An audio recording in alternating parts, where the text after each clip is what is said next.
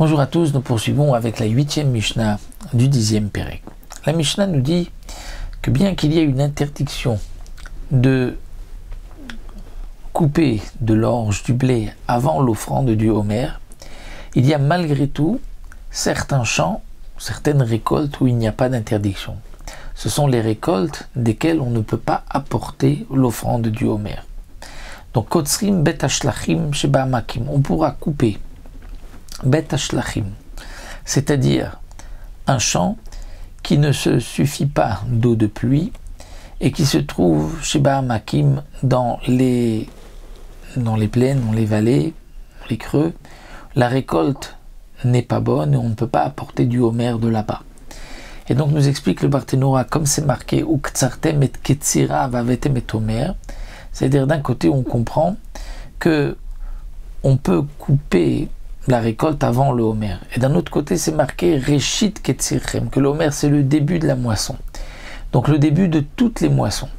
Donc de là on apprend que si c'est d'un champ où on aurait pu prendre de l'orge pour le Homer, on ne pourra pas se moissonner avant d'avoir coupé le Homer. Mais si c'est d'un champ où la récolte n'est pas bonne, alors là effectivement on pourra prendre même avant le Homer.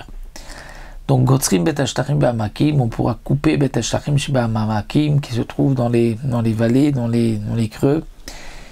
Donc c'est une terre sèche qui a besoin d'eau et qui se trouve aussi dans le Hémek, dans la vallée, dans la profondeur, avalo gotchim. Mais on ne pourra pas faire un gadish, c'est-à-dire faire engranger, parce qu'il faut quand même faire un petit chinouille, un changement. Anche Yericho, les habitants de Yericho, Kotzrim Birtzon Chachamim, ils coupaient avec la permission des Chachamim, puisqu'ils avaient un champ qui était Bet Hashlachim, duquel on n'aurait pas pu apporter le Homer. Mais ils engrangeaient, ils réunissaient alors que les Chachamim n'avaient pas permis. Les Chachamim ne leur ont rien dit malgré tout. Ils ont laissé faire, ils sont restés dans le silence. Kotser la shachat ou machil la behema. Une autre halakha, lorsque la récolte n'a pas encore bien poussé, que c'est encore vert, on avait l'habitude de couper pour donner à manger aux bêtes, ça on pourra le faire même avant le Homer. Kotser la shachat ou machil la behema. Et on pourra donner à manger à la bête. Tant que la récolte, la tige n'est pas arrivée à un tiers. Alors un tiers, c'est où le premier tiers d'après Rashi, ou d'après le Rambam et d'autres Rishonim, le dernier tiers. Le Barthénora ici nous rapporte le dernier tiers. Et donc on pourra donner à manger cette récolte verte aux animaux. Amar Rabbi Yehuda matai bisman shetrilat sholevi ashlish. Rabbi Yehuda nous dit, mais à condition qu'il a commencé à couper et à donner à sa bête avant qu'on ait arrivé à ce tiers.